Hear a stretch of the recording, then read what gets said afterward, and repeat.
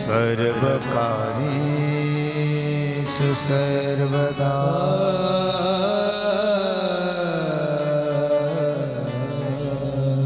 गुरुर्ब्रह्मा गुरुर्विष्णु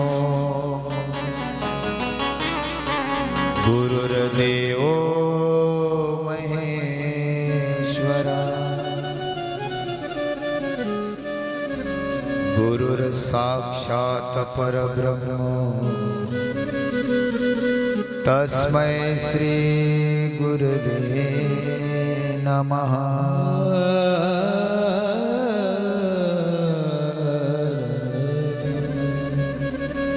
गजाननं भूतगणादिसेवितं कपीसजम्बोफलचारुभक्षणम्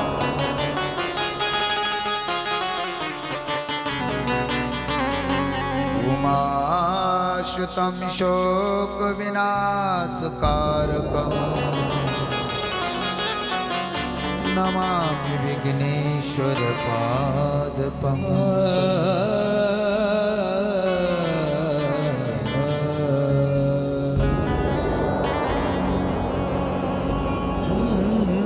ध्येयं सदा परिभवग्नमविष्टदोहम् तीर्थास्पदं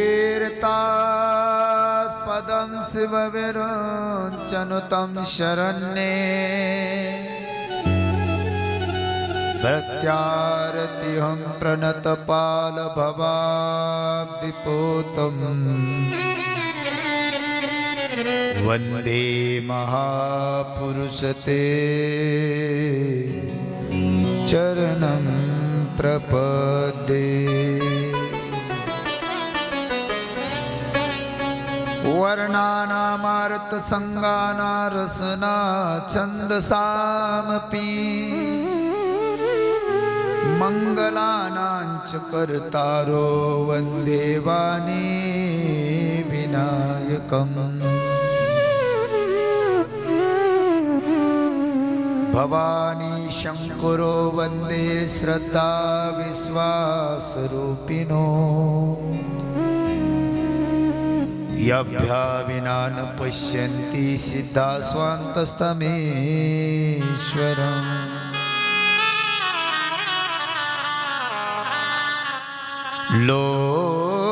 लोकाभिरामं रणरङ्गधीरं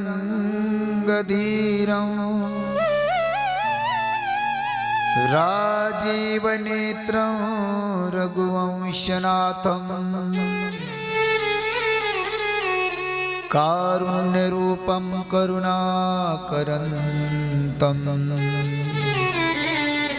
श्रीरामचन्द्रं शरणं प्रपद्ये। नमामि गंगे तव पादपङ्कजं सुरासुरवन्दितो दिव्यरूपम् भक्ति च मुक्ति च ददासि नित्यं भावने स्मरे सदा नारायण। श्री गुरुचरण सरोज रज निज मन मुकुर सुधारी बरनहुर गुबर बिमल जसु जुदायक पलचा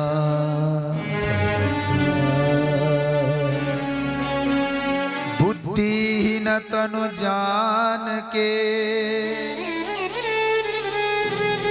सुमिरो पवन कुमार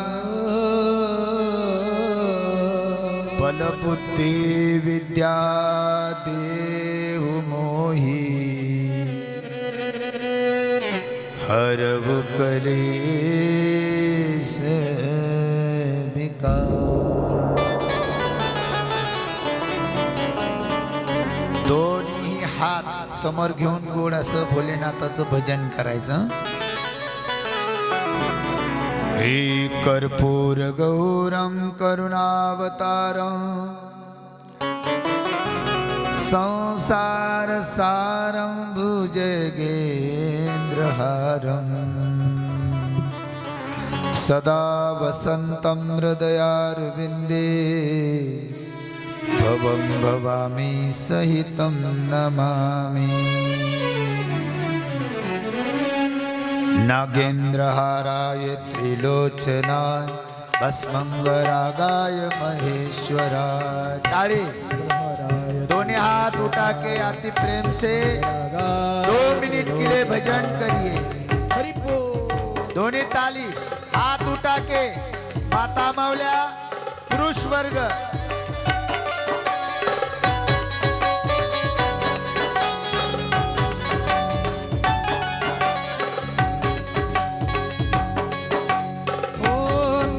शिवाय ओम नमः शिवाय ओम नमः शिवाय ओम नमः शिवाय.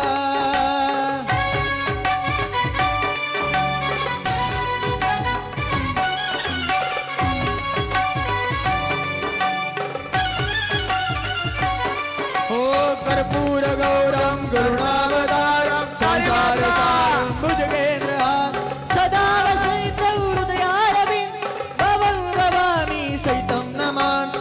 ओम नमः शिवाय ओम नमः शिवाय ओम नमः शिवाय ओम नमः शिवाय. हरि बोल. ओम नमः शिवाय ओम नमः शिवाय ओम नमः शिवाय ओम नमः शिवाय. ताली वाजवायची.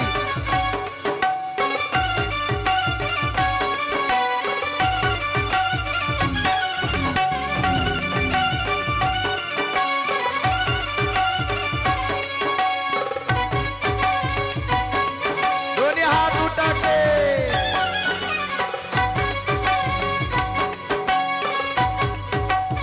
हे महाकाल काले दिगंबर निराले शिवदीज ब्रह्मता अनादि अनंता. हे नमो सृष्टि रूपम नमो वृक्ष रूपम नमो जल रूपम नमो वृष्टि रूपम. नमो नमो नमो नमो नमो नमो नमो नमो नमो नमो नमो.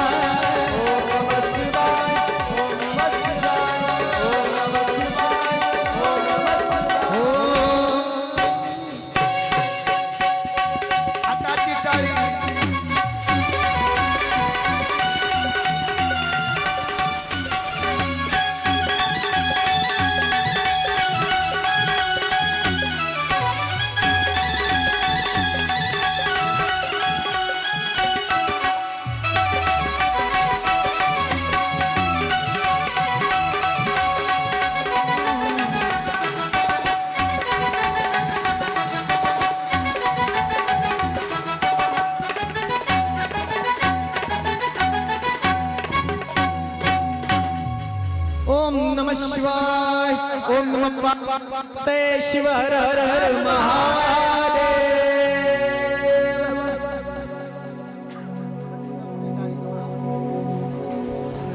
हरी हरी हरी हरी हरी हरी. ते पाय सोडलेले इकडे या, बसा इकडे या. हा, ज्यांना वैयक्तिक काही त्रास असेल तर ते बसा, पण ज्याला त्रास नसेल ते नका बसू. तुम्हाला त्रास आहे ना? आहे का? नसला तर गबळ बसू नका, दुपट होतो तुना त्रास. हरि ओम. हॅलो, थोडंसं हे करायचं. हॅलो हॅलो हॅलो थोडं.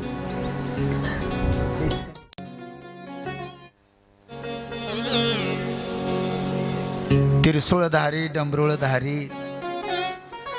सर्व जीवाचं कल्याण करणारी, सर्वांना प्रेम आनंदात मग्न करणारी, सर्वांच्या हिताची आणि सर्वांना मोक्षापर्यंत प्राप्त करून देणारी ही शिव महापुराण कथा आहे.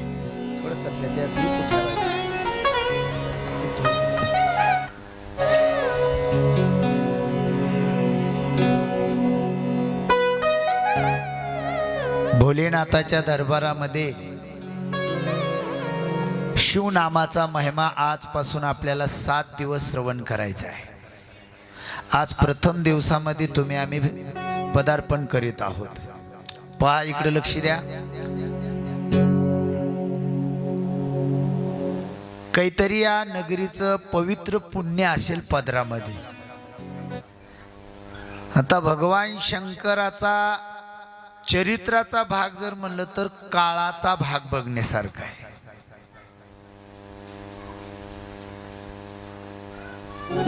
हजारो तीर्थ आहेत या जगामध्ये, हजारो तीर्थ आहेत आणि या जगामध्ये हजारो ग्रंथ आहेत.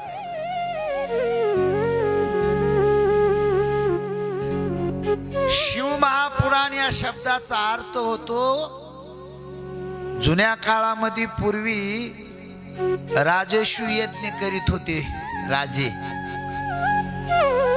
पुत्र कामेष्टी नावाचा यज्ञ करायचे. पुत्र संतती होत नसेल तर पुत्र कामेष्टी नावाचा यज्ञ. पाऊस पडावा या पृथ्वी तलावर म्हणून मोठा यज्ञ करायचे. त्या यज्ञाचं नाव होतं प्रजन्य नावाचा यज्ञ. इकडे लक्ष देऊन ऐका.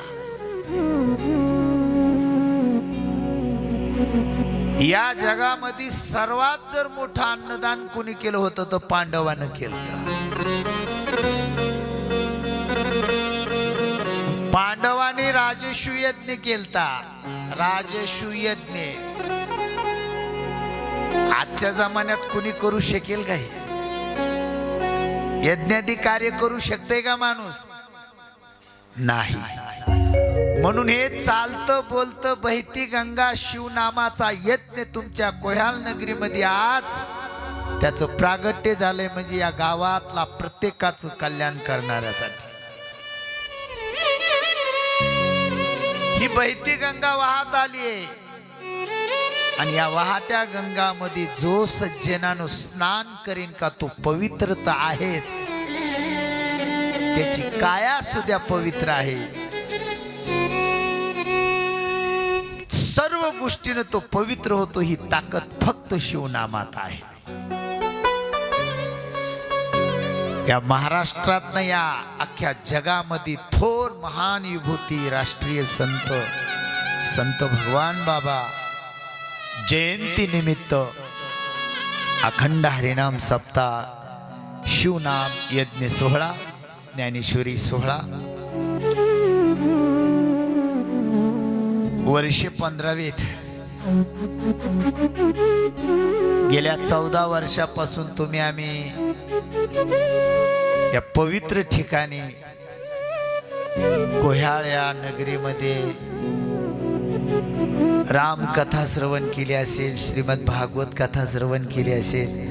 पण या वर्षी शिवकथा कसं काय तुमच्या डोक्यात आलं देव जाणे. कारण कथा ऐकायला किचकट आहे.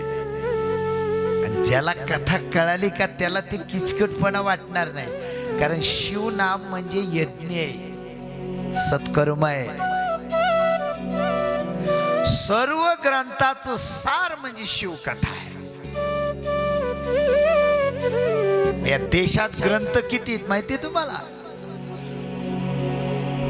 मुख्य वेद आहे. वेदाचे अनेक वेद झाले, 4 विभाग झाले, 4चे 6 शास्त्र झाले, 6चे 18 पुराण झाले, 18 पुराणानंतर 108 उपनिषद झाले.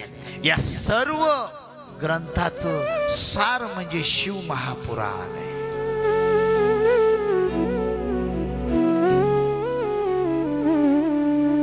आणि तुम्हाला मी सत्य सांगतो, कलियुगाच्या रूपात बसलेली कथा ऐकायला, कलियुगात तुमचं कल्याण करायचं असेल, घरात संतती संपत्ती ऐश्वर्य संपन्न प्राप्त करावं वाटत असेल, बसलात भोलेनाथाच्या दरबारात शिवनामाचं श्रवण करण्यासाठी, तन मन धनानं माझ्या भगवान शंकराचं चरित्र ऐका.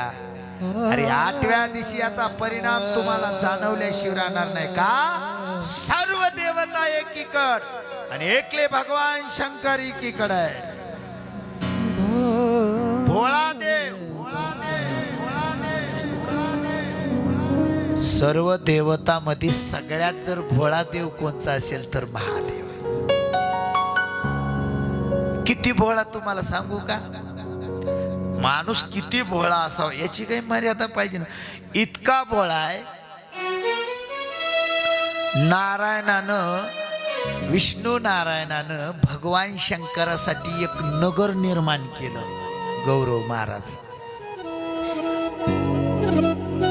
काय भगवान शंकरासाठी एक नगर निर्माण केलं. त्या नगरीचं वास्तुशांती दशग्रंथी रावणाकडे दिली. लंकापती रावण. आता त्या वास्तुशांतीचा कार्यक्रम पूर्ण उरकल्यानंतर ब्राह्मण काकाला दक्षिणा द्यावं लागतं ना मामा. म्हणून भगवान शंकर म्हणले रावणाला, दशग्रंथी रावणाला म्हणले, बोल तुला काय पाहिजे माझ्या घराची तू वास्तुशांती केलीस.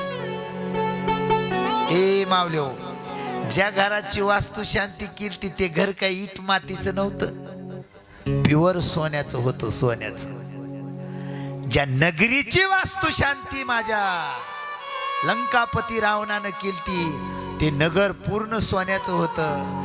आणि त्या नगरीची ज्यानं वास्तुशांती केली त्याच्या मनामध्ये लोभ बसलेला होता. ते भगवान शंकरा म्हणले तुम्ही दक्षिणा द्यायला तयार आहेत ना? म्हणले हो. म्हणले ज्या घराची मी वास्तुशांती केली ना ते घर मला दान करा. देऊन टाकलं ना. भगवान शंकरानं ज्या घराची वास्तुशांती केली ती वास्तुशांती डायरेक्ट रावणाच्या ताब्यात देऊन टाकली. तिचं नाव लंका आहे.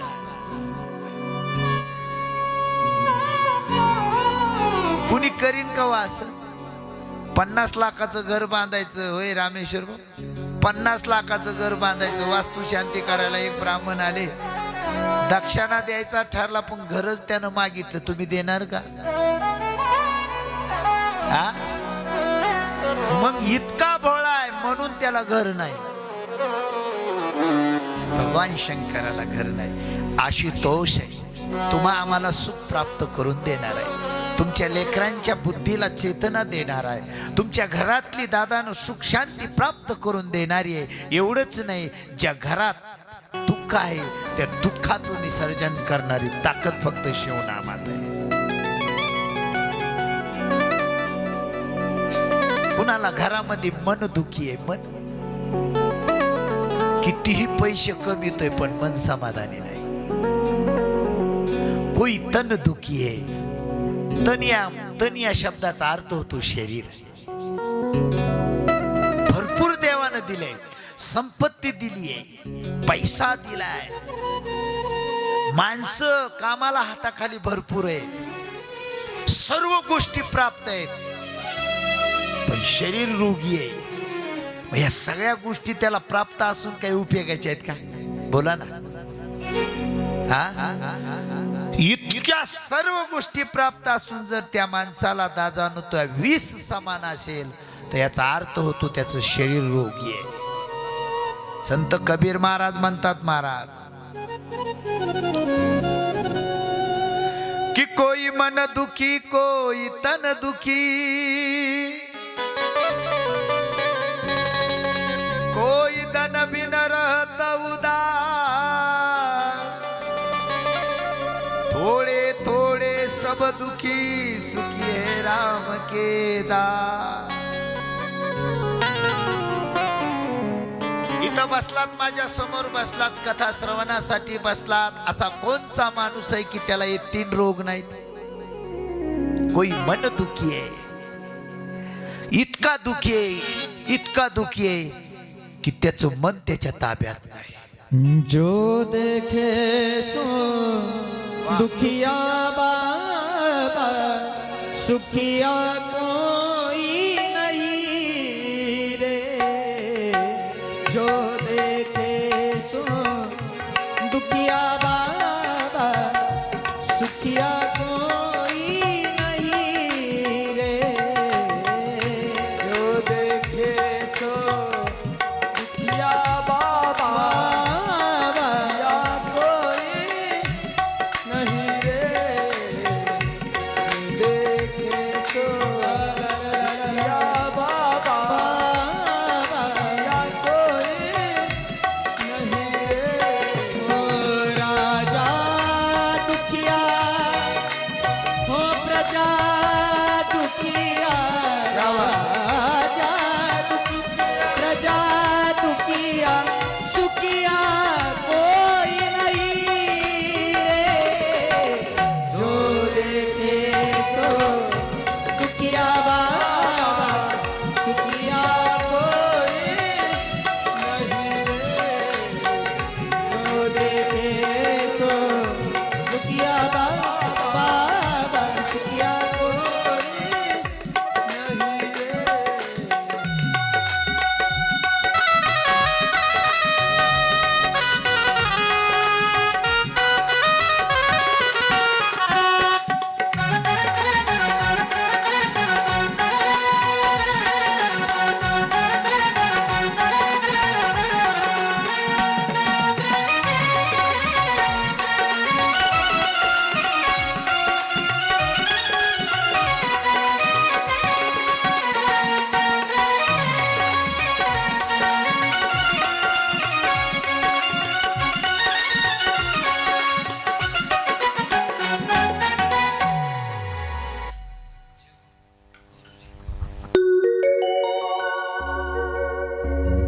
बोलिए हर हर महादेव.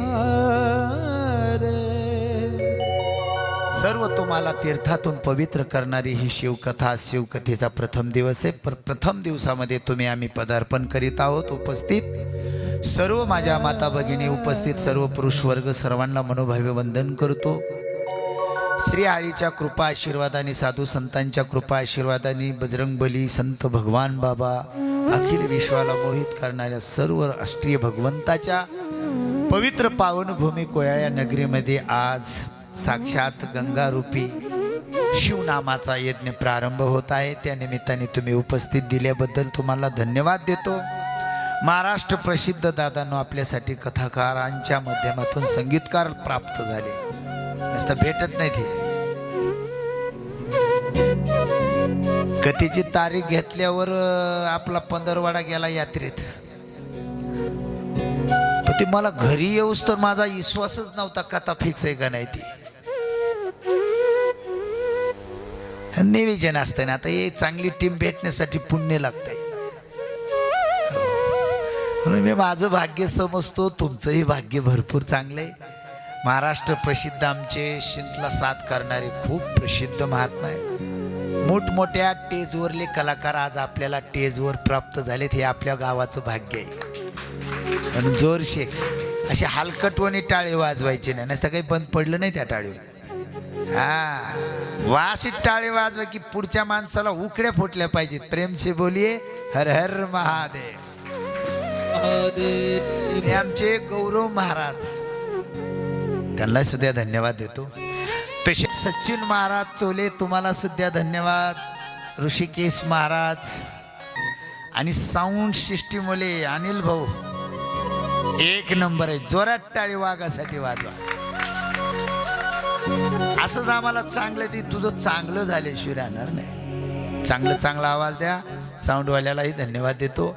आणि आमची वाणी तुमच्या कानी गोड तर होतच आहे, पण हीच कथा तुम्ही कधीही जरी म्हणलात आपल्याला यूट्यूबची कथा ऐकायची, तर हे यूट्यूबवाले आमचे प्रेमधारा यूट्यूब चॅनलवाले तुम्हाला असं द्या माऊली धन्यवाद बरं का. चला उशीर झालेला आहे भरपूर आहे. सगळ्यांना धन्यवाद देतो. मला बरेच जणांचे नावं पाठ नाहीत, फक्त चेहरे पाठ आहेत. त्याबद्दल सगळ्यांची दिलगिरी व्यक्त करतो बरं का. कुणी म्हणायचं नाही की महाराजांना माझा परिचय होता पण नाव काही घेतलं नाही. तशी नावाची अपेक्षा करणारं गाव नाही, कारण हे सगळं गाव पहिलवानाचं गाव आहे. त्याच्यामुळं तुम्हाला नावाची अपेक्षा नाही, पण सर्वाविषयी बरं का, सर्वाविषयी तेवढंच प्रेम आहे अंतकरणामध्ये. म्हणून लहान्या माणसापासून मोठ्या माणसापर्यंत सर्वांना शत प्रणाम करतो आणि माझ्या वाणीकडे लक्ष देतो. बोलो हर हर महादेव. ज्या ग्रंथासाठी तुम्हा आम्हाला वेळ द्यायची तो ग्रंथ म्हणजे शिव महापुराण आहे. शिव महापुराण ही कथा कुणी कुणाला सांगितली हा पहिला प्रश्न आहे. भगवान शंकराने माता पार्वतीला ही कथा पहिल्यांदा सांगितलेली. भगवान शंकराने माता पार्वतीचा आणि भगवान शंकराचा संवाद चालू असताना ही कथा नंदीश्वरानं ऐकली.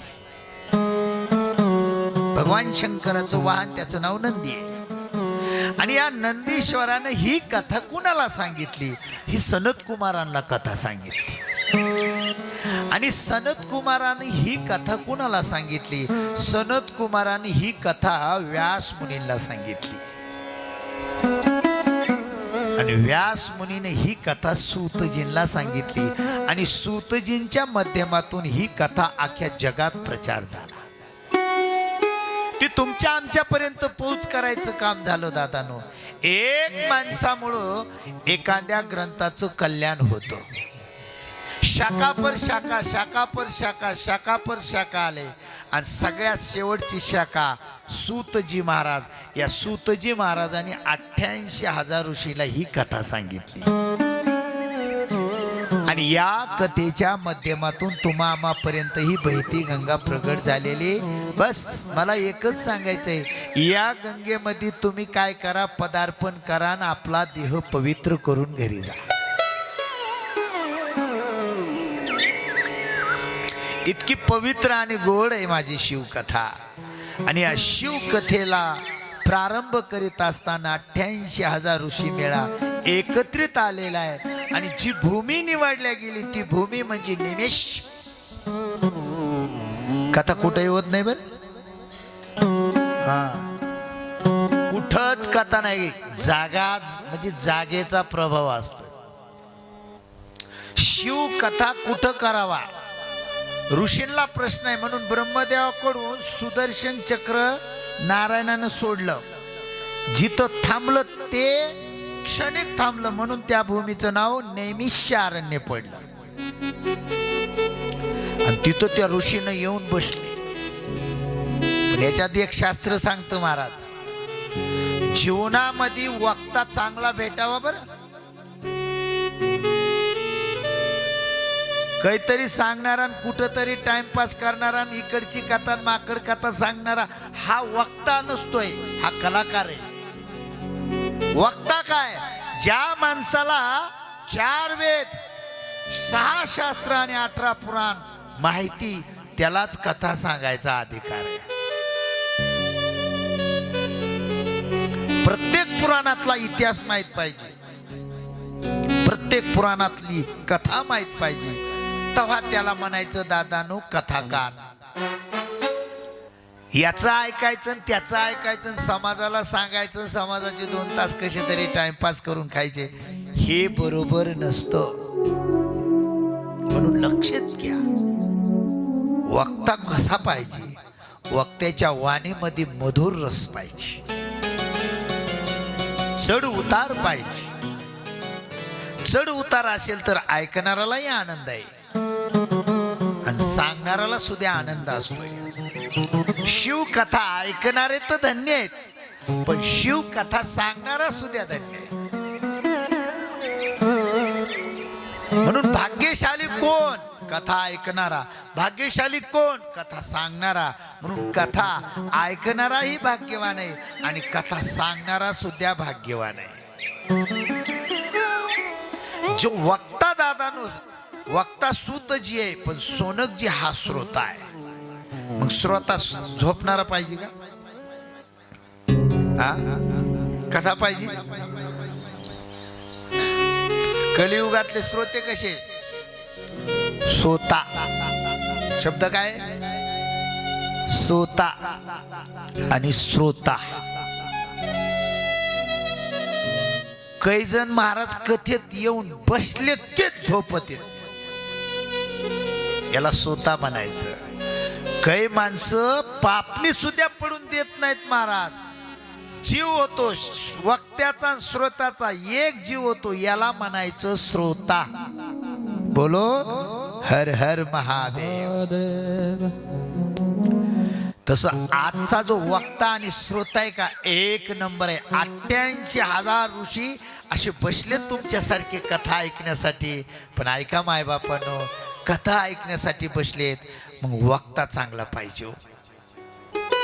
काहीतरी तुम्हाला काहीतरी सांगावून तुमचा टाइमपास करणारा नसावा. त्या वक्त्याच्या अंतःकरणात दया असावा आणि तुमच्याही अंतःकरणात वक्त्याविषयी अंतःकरणात दया पाहिजे, आदर पाहिजे. सूतजी महाराजांचं आगमन झालं. वय किती हो? वय फक्त 30 वर्षाचं वय आणि ऐकणारच वय लाख. लाख कशाला म्हणायचं? आपल्याला 100 वर्षातून बी आता मला वाटतं 80 कडे चाललाय कार्यक्रम. 80तून मला वाटतं अजून 50 कडे येतोत का काय माहिती. काय होईन जगाचं सांगता येत नाही महाराज. कुठवर आपला गाडा चालेल हे सांगता येत नाही. जिंदगीत काय होईल सांगता येत नाही. म्हणून आदर महत्वाचा आहे महाराज. आदर. तुम्ही जर एखाद्या व्यक्तीचा आदर जर केला नाही ना, तर तुमचं घर सोन्याचं असून सुद्धा उपयोगाचं नाही. आज प्रथम दिवसात किती तुम्ही माझं चांगलं स्वागत केलं, मस्त आरती केली, स्वागत केलं, सर्व गोष्टी केल्या. पण महाराजाला हार कोणी घालायचा? हे वळण कवा लागते बरं तुम्हाला? नाही नाही, हसू नका. मी मगापासून म्हणतोय फुलाचा हार घेऊन येणारा माणूस लांबून यायचा आहे काय की, त्याच्यामुळे मी बोल.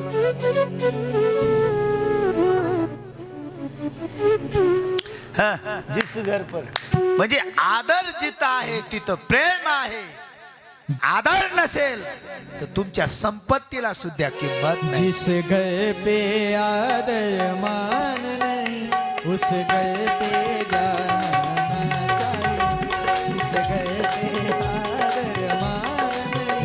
उस घर पे जाना चाहिए.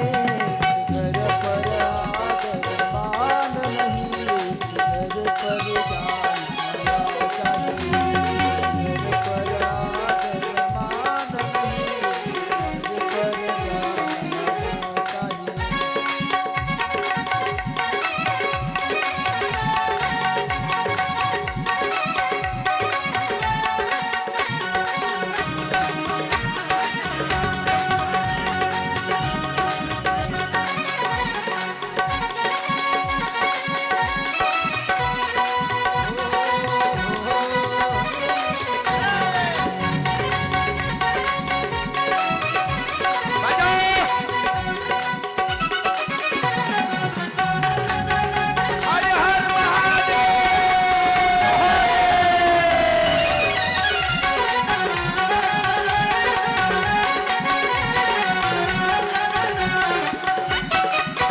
चाहे बेटा कितना हो लाडला, उसे सर पे बिठाना ना चाहिए.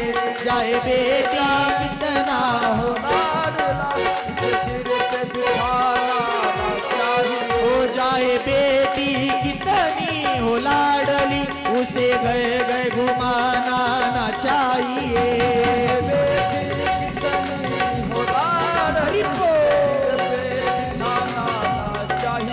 जिस गए पे आदर मान नहीं उस गए पे जाना ना चाहिए जिस गए पे आदर मान नहीं उस गए पे जाना ना चाहिए पर आदर मान नहीं उस गए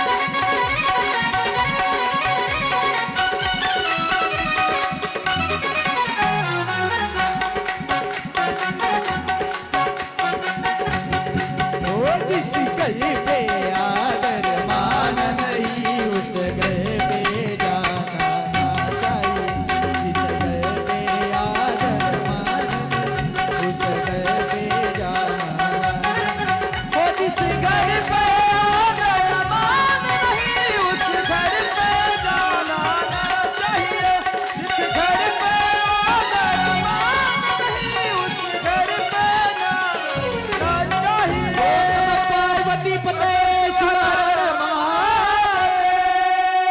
सगळ्यांना हात वर करायचे जेव्हा हर हर महादेव म्हणते कारण इथं अष्टांगानं भगवान शंकराला अर्पण व्हायचे किती अंगानं मावशो असे हात हा लाजायचं नाही भक्ती प्रेमात भक्तीच्या रूपात कधी माणसानं लाजायचं नाही भक्ती प्रेमानं आनंदित जीवन जगायचं हर हर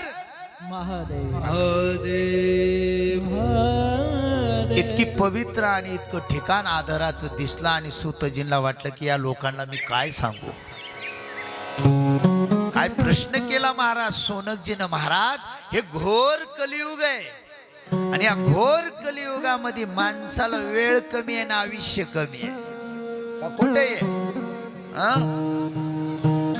एखादा माणूस म्हणला महाराज माझ्याकडे खूप काही श्रीमंती आहे अरे दादा कुणाकडे नाही पण ती श्रीमंती कामाची नाही वेळ कामाचा आहे हूँ साथ देती नहीं ये किसी का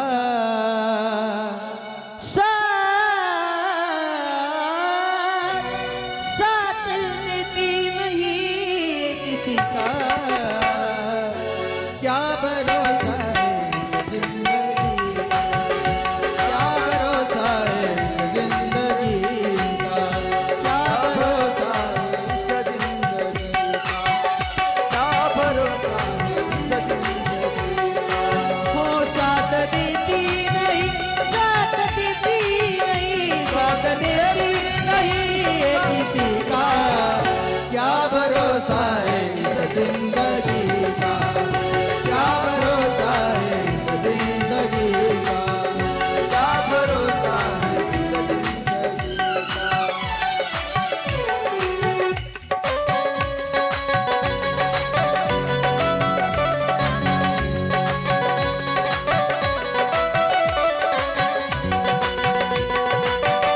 जिंदगी का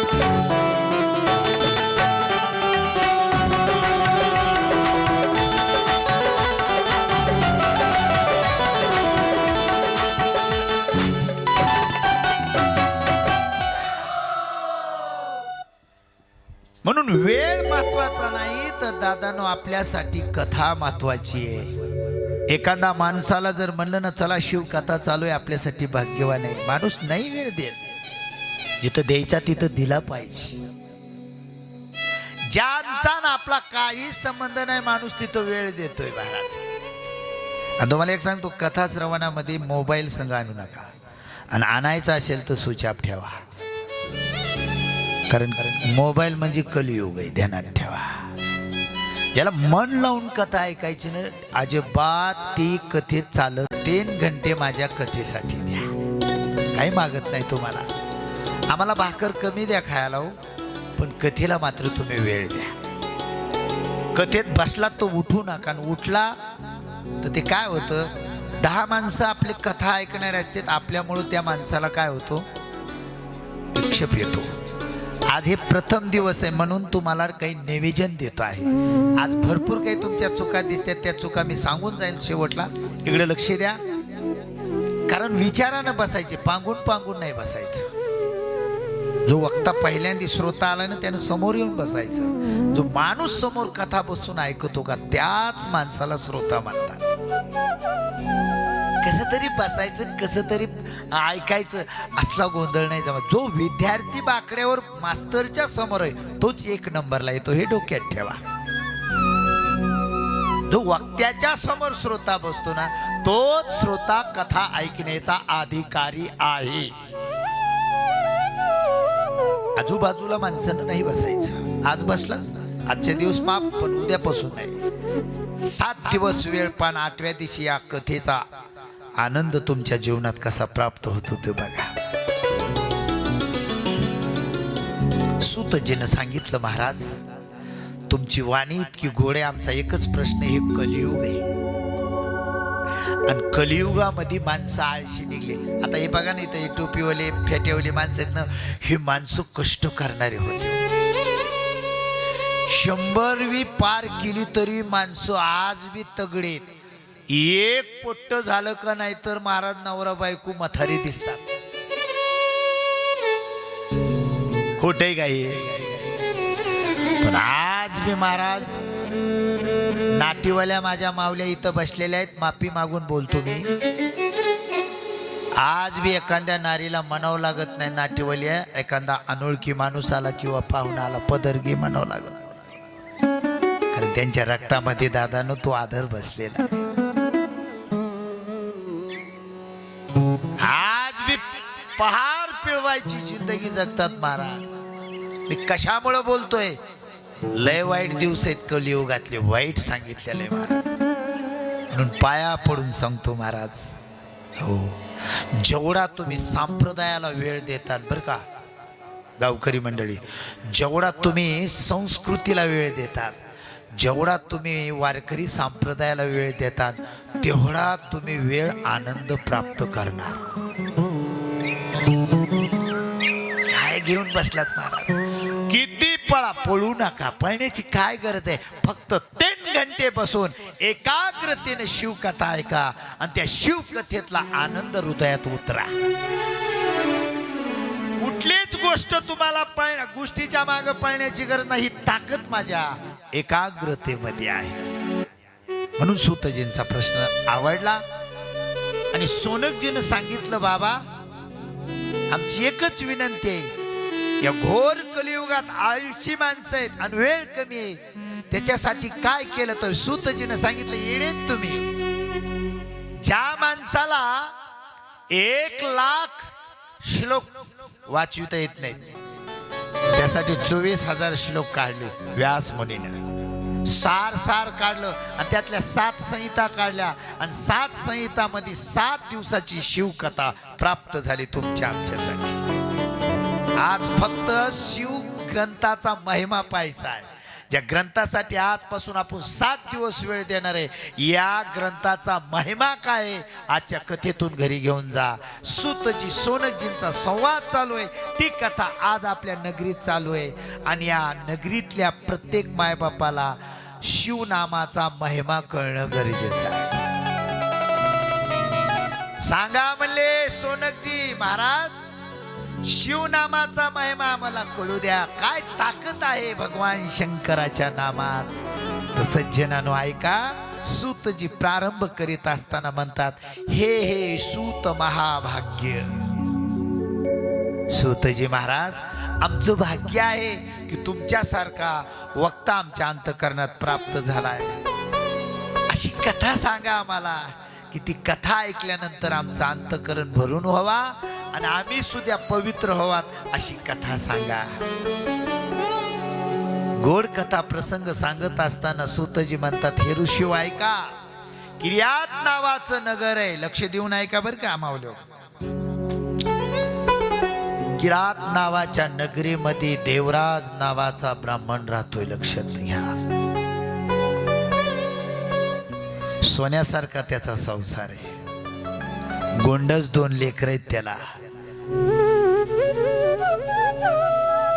सोन्याला लाजून अशी त्याची लक्ष्मी त्याची पत्नी आहे. इंद्राच्या दरबाराला सुद्धा लाजवेल असा त्याचा महाल आहे. पण कधी कधी काय होतं, चांगलं घराचं चाललं की कुणाची तरी नजर लागते बरं त्या घराला, लक्ष देऊ नये. सोन्यासारखा संसार चाललेला असतोय, नवरा बायकोचं प्रेम असतंय, लेकरा बाळात ते सुखी जीवन जगत असतात. पण माहिती का दादांनो, चांगल्या संसारात कुणाची तरी नजर लागते. माझ्या दादांनो कथेत बसला, प्रत्येक मायबापाच्या पाया पडून सांगेल, सर्व गोष्टी भेटतात दादांनो, फक्त विचार घरातला तुटून देऊ नका, एवढीच विनंती माझी. आजची ग्रंथ महात्म्याची कथा तुम्हाला बघा, सर्वांगाचे कान करून ऐका. आजची कथा जी तुमच्यासाठी घेऊन आलोत ना दादांनो, तो स्वतः स्वतःजी सोनकजी ऋषींना सांगतात की ऐका तुम्ही. आला का हात? बर बर बर बर, या आता या या ना, वर घालायला 2-4 जण आले पाहिजे दररोज. ओम नमः शिवाय. थांबा थांबा, त्याचं विसर्जन करतो. थांब. भगवान शंकराला सुटकाचा काही संबंध नाही. आता सांगितले, उद्या सांगायची पाळी येऊ देऊ नका. कारण ज्याचं मशानभूमीत घर आहे त्याचं नाव भगवान शंकर आहे. म्हणून कुठल्याच प्रकारचा भेदभाव ठेवायचा नाही. 7 दिवस कथेत आनंद व्यक्त करायचा. बोला ओम नमः शिवाय. हरि ओम नमः शिवाय. ओम नमः शिवाय. हरि ओम नमः शिवाय. ओम नमः शिवाय. ओम नमः शिवाय. ओम नमः शिवाय. हरि ओम नमः शिवाय. ओम नमः शिवाय. हरि ओम नमः शिवाय. ओम नमः शिवाय. ओम नमः शिवाय.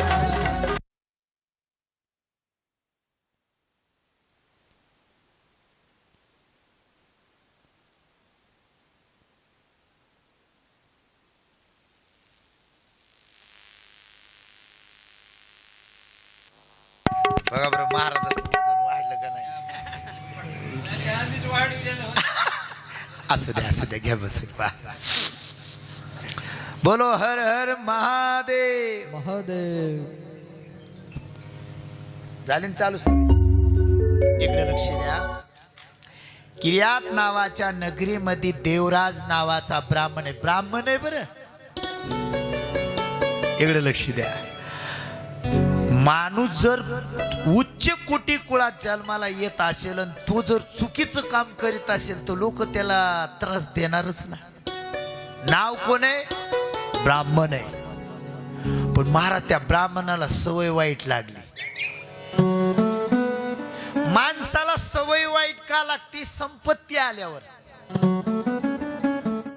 कष्टाची संपत्ती असेल का बर का सरपंच भाऊ, कष्टाची जर संपत्ती असेल तर कष्टाची संपत्ती माणसाला टपरी पुढे जाऊन देत नाही.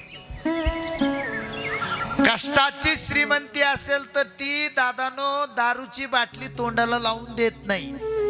कष्टाचा पैसा तुमचा परिवार सुखात झोपतो हे डोक्यात ठेवा. आणि बेईमानीचा पैसा घरातल्यालाही झोप येऊन देत नाही, स्वतः झोपत नाही. जिथं कष्ट आहे, जिथं सायास केलेली श्रीमंती, ती श्रीमंती कधी माणसाला धोका देत नाही. ब्राह्मण आहे, उच्च कुळात जन्माला आलाय, पण अधर्माचं काम हाती घेतलं, दारू पिऊ लागला.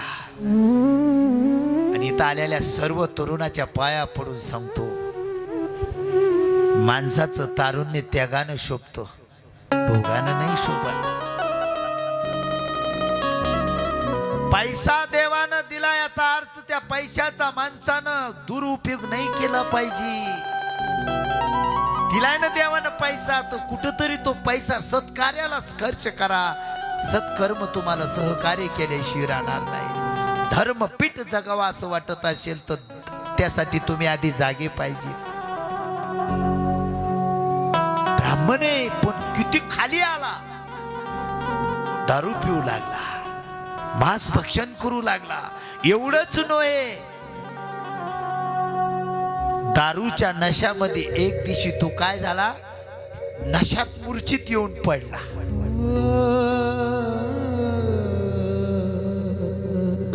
पण त्याच रस्त्याने एक वेश्या चाललेली होती. ऐका, घर बिघडायचं साधन डोक्यात घ्या. आजच्या कथेतून घर कसं बिघडत, सोन्यासारख्या संसाराला कशी लोकांची नजर लागते ती ऐका. लक्ष्मी सारखी पत्नी आहे, सोन्यासारखे 2 लेकर आहेत. बाप दादाची श्रीमंती आहे, कष्ट करायची गरज नाही, देवानं दिलंय. गोकुळासारखं खावा, माणसाने आनंदी राहावा. पण काय होतं बघा, कधी कधी आनंदामध्ये माणूस दुःखी होतो. इतकं सुंदर आहे पण नशेच्या आहारी गेला. एका बाईच्या नादी लागलाय.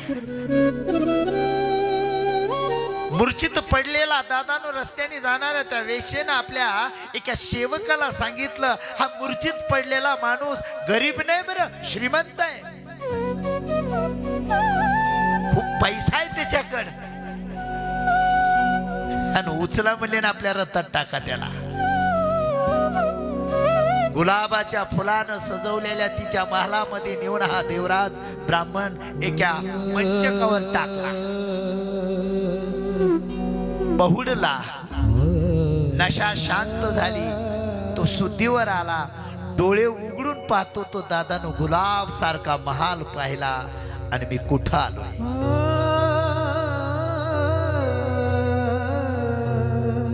कोण आहे इथं,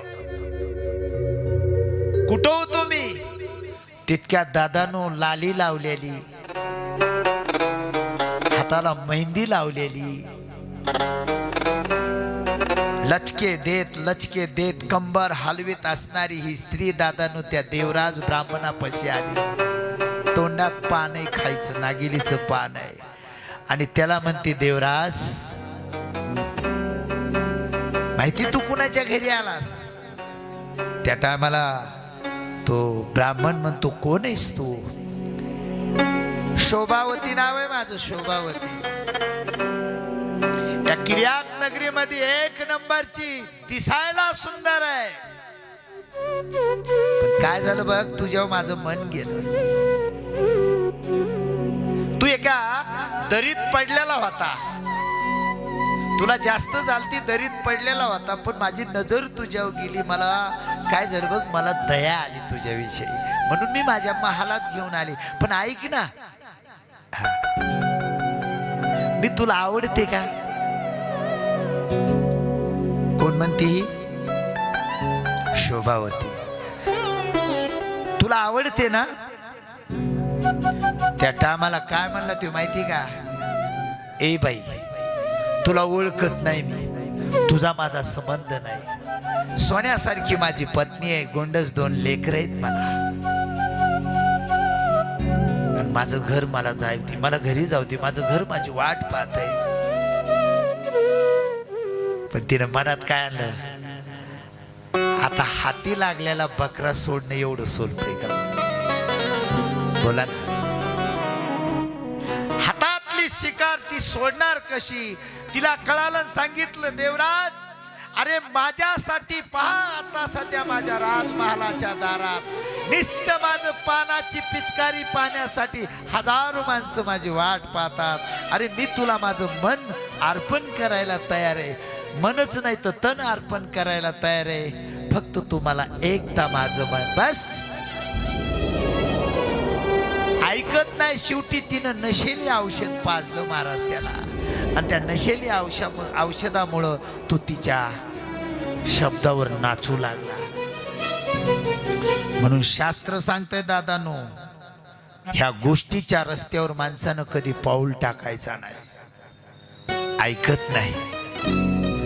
आणि एक एक एक एक दिवस काटत गेला आणि या शोभावतीच्या म्हणण्यावर या मुलानं, या देवराज ब्राह्मणानं महालासारखा त्याचा महाल होता, राजू वैभवासारखा, तो सगळा महाल दादानो त्यानं विक्री काढला. घर इकून टाकलं.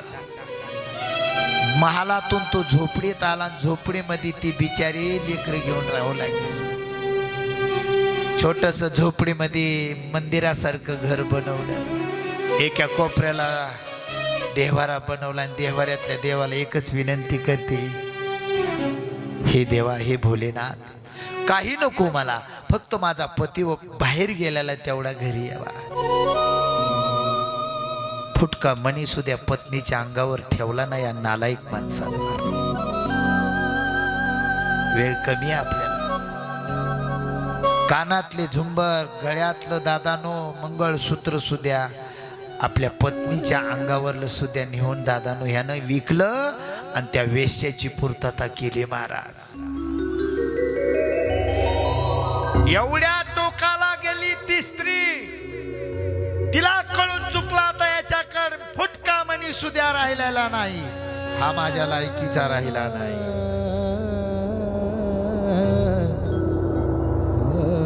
कोठ्याधी श्रीमंती होती एका वेश्यापायी दादानो त्यानं ती खर्च केली. 0 बजेट राहिलं आणि मग वेश्याच्या डोक्यात आलं त्या शोभावतीच्या, आता हा आपल्या महालात ठेवायच्या लायकीचा. आता काय, ह्याच्याकडे जेव्हा संपत्ती होती तवार संपत्ती भोगली, आता याच्याकडे काहीच नाही. पण याला डायरेक्ट जा म्हणता येते का? ए बोला ना, लक्षात येते मी बोललेलं. डायरेक्ट जा म्हणता येते का? काढावा कसा, कसा काढावा म्हणून तिनं काय केलं मावले हो, तिनं काय केलं, एक बहाणा केला आणि एकांतात त्या देवराजला सांगितलं, देवराज जी सुंदरी, तुझं माझ्यावर किती प्रेम आहे रे? ते म्हणली खरं सांगू, हा इतकं प्रेम आहे ना सुंदरी तुझ्यावर, तू फक्त बोलावा आणि मी ऐकावा. तुझ्या बोलण्यात उशीर होईल पण माझ्या काम करण्यात उशीर होणार नाही. बोल मग काय तुझी अपेक्षा? काही नाही, तुझं प्रेम माझ्यावर किती आहे? इतकं तू म्हणला शब्दात वर्णन करता येणार नाही. मग म्हणली तुझं जर माझ्यावर प्रेम आहे ना, हा मग माझ्यासाठी काय करू शकतो? बोला ना, काय करू शकतो तू? त्या टायमाला त्यानं सांगितलं, सुंदरी मी तुझ्यासाठी प्राण सुद्धा देऊ शकतो. चित्र डोळ्यासमोर आला, कथेत बसला. सोन्यासारखी पत्नी वाट पाहतीये. आज 6 महिन्याचा काळ झाला, घरी पती नाही. त्या स्त्रीनं जीवन जगावा कसं? सोन्यासारखे लेकर असायचे आणि ते लेकर म्हणायचे, आई बाबा कधी घरी येतील? चिमुकली 5 वर्षाची मुलगी म्हणायची, बाबा कधी येतील? 12 वर्षाचा मुलगा म्हणायचा, आई बाबा कधी येतील? कपाळी कुंकू दादानो पतीच्या नावाचं चमकत होतं. गळ्यात फुटका मणी सुद्धा सोन्याचा ठेवला नव्हता आणि तरी पण देवाला विनंती करीत होती, भोलेनाथ मला संपत्ती नको, मला धन दौलत नको, फक्त एकच विनंती, भोलेनाथ जिथंही माझा पती असेल तिथं तो सुखी ठेव, एवढीच विनंती आहे. दिवसभर लोकांच्या वावरात कष्ट करणारी होती, लेकराची पूर्तता करीत होती, तुळशीला पाणी घालीत होती, देवाऱ्यातल्या मंदिरातल्या भोलेनाथाला नमस्कार करीत होती. 6 महिने झालं पती घरी येत नाही. आला ती आला पण जेवढी होती तेवढी संपत्ती दादानो लूटमार करून गेला. पण तरी पण देवाला म्हणती, आज माझा पती देवा घरी यावा. वाट पाहती पतीची.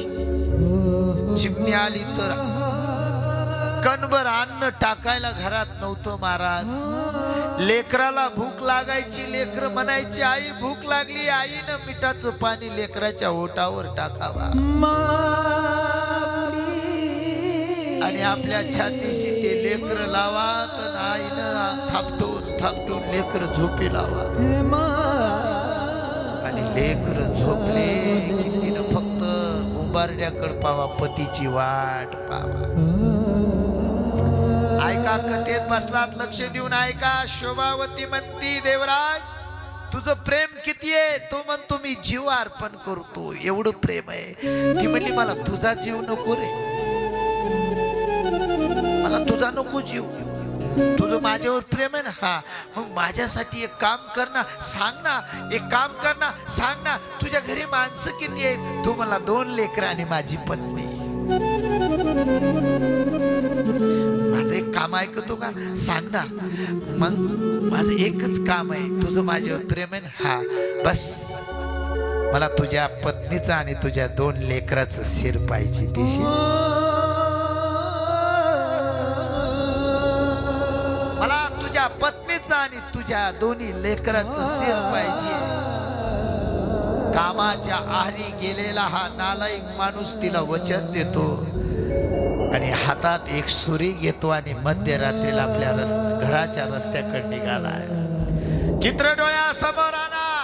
मध्यरात्र झालेली आहे, लेकर झोपी लावली माऊलीनं, लेकर तसेच झोपी गेले.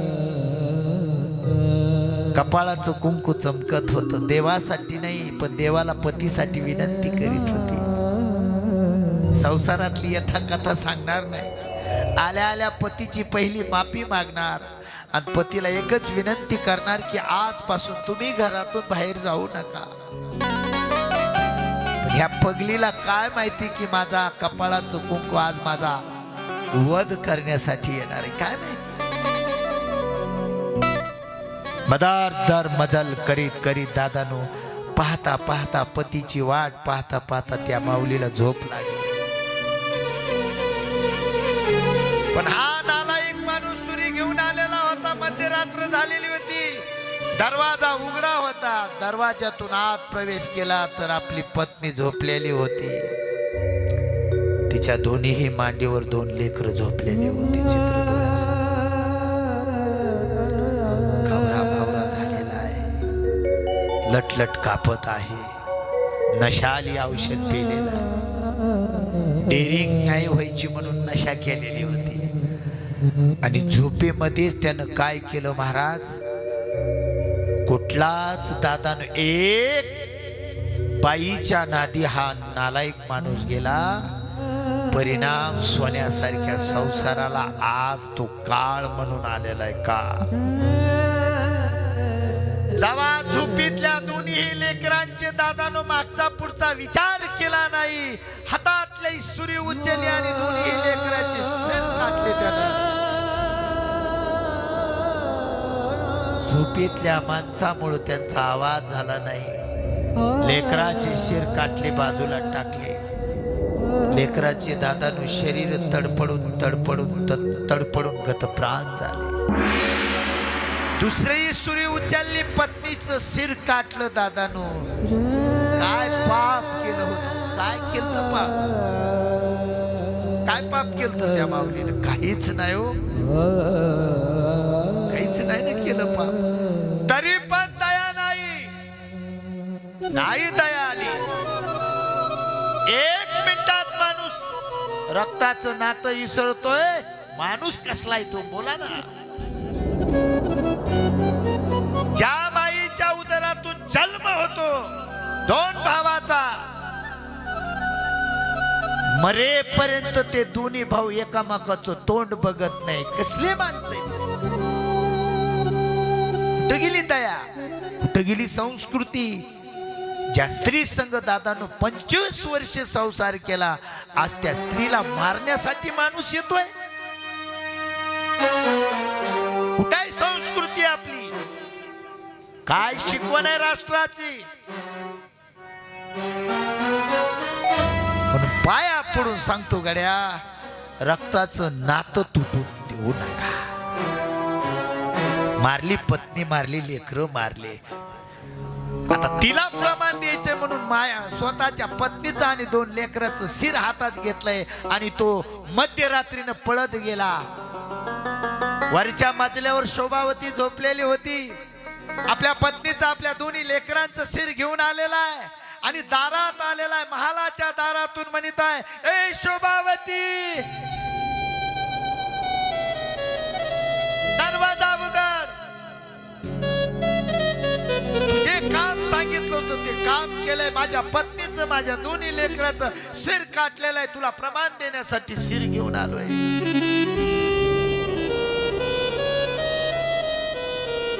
वरच्या मजलीतल्या खिडकीला बादानु काचाच खिडकी होती बाजूला केली आणि खिडकीतून तिनं पाहिला तो कोण, देवराज. माझ्या मावल्यानो, माझ्या कथेत बसलात. माझ्या सर्व पुरुषाच्या पाया पडून सांगतो, दारातला देवराज ब्राह्मण होता. हातात पत्नीचं शिर होतं, 2 लेकराचं शिर होतं आणि तो म्हणला की मी तुझ्यासाठी माझा प्राण देतो. पण तिनं सांगितलं होतं, मला तुझा प्राण नाही, मला तुझ्या बायकोचा आणि तुझ्या 2 लेकराचा प्राण पाहिजे. आज तोही पूर्तता करण्यासाठी दारात घेऊन येऊ. हातात वरच्या मजल्यातून शोभावती म्हणती, ए देवराज, काय आणलास? तुला सांगितलं होतं, तू मागितलं होतं की माझ्या पत्नीचं आणि माझ्या 2 लेकरांचं शिर हे बघ कापून आणलेलं आहे. एवढं माझं तुझ्यावर प्रेम आहे. महाराज ही वेश्यावती पण वरच्या मजल्यातून काय म्हणली, निकाल जा मेरे 10 महाल से. क्या हुआ, क्या हुआ? जो पुरुष स्वतःच्या पत्नीची हत्या करतो, जो पुरुष स्वतःच्या लेकराची हत्या करतो, एका बाईमुळं, तुम्ही ऐकता ना कथा, एका स्त्रीमुळं तू तुझ्या पत्नीचा, तुझ्या संसाराची राख रांगोळी केलीस.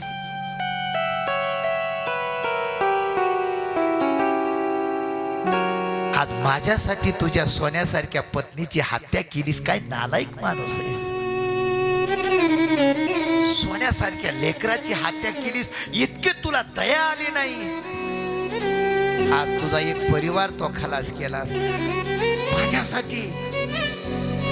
आणि मी सोडून जर तुला 3री भेटली तर उद्या तू माझी सुद्धा हत्या करू शकतोस.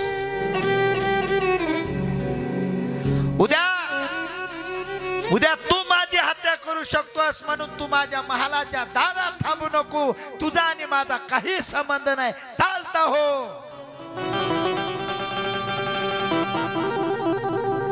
हा शब्द ऐकल्यानंतर त्याच्या पायाखालची जमीन सरकली आणि आपल्या लेकराचे आणि आपल्या पत्नीचे शिर बघितले. मग पश्चाताप झाला. अरे बापरे, ऐका कथेला बसला. जाळं टाकणारे लय जण भेटतात महाराज.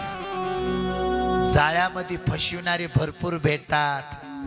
पण असली मछली जो आहे त्या जाळ्यात अडकत नाही. त्याला माणूस म्हणायचं. दादानो, फेकू द्या. कुणी मायेचं जाळं फेकू द्या, कुणी संपत्तीचं जाळं फेकू द्या, कुणी प्रेमाचं जाळं फेकू द्या, कितीही जाळे येऊ द्या. फक्त माझी विनंती, त्या जाळ्यात अडकू नका. आणि जो माणूस जाळ्यात अडकत नाही का, तोच शेवटास जातो. दादा, एका मायेच्या जाळेत हा अडकला आणि सोन्यासारख्या संसाराची राख रांगोळी केली. करणार काय? कुठं जाऊ आता? बायको गेली, लेकरं गेले. आपल्या पत्नीचं, आपल्या लेकराचं शिर घेऊन दादानं त्यानं फेकून दिलं जंगलाच्या दिशेला.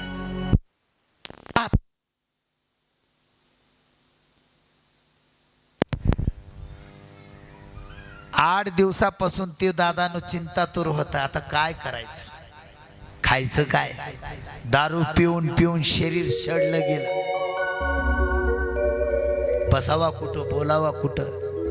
कोणी त्याला, कारण सगळेजण म्हणले, अरे याला जवळ येऊन देऊ नका, याने याच्या पत्नीची हत्या केली, याने याच्या लेकराची हत्या केली. अजिबात आपल्या जवळ यायच्या लायकीचा नाही. कुठं जाऊ? कुणी दगड फेकायला, कुणी चिखल फेकायला, कुणी नाही ते त्याला त्रास द्यायला लागला. दिवस वाईट आले, वाईटच असतं बरं. रे